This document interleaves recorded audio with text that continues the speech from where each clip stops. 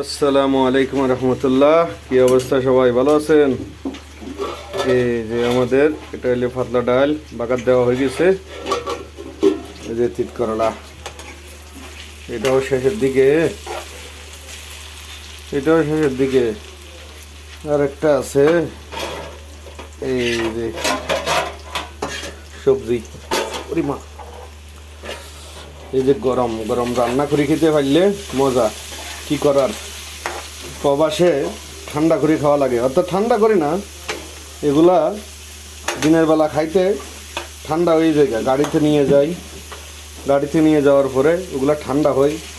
কিছু করার নাই, দেশের বাড়িতে যদি হইতাম তাহলে তো গরম গরম খাওয়া যেত।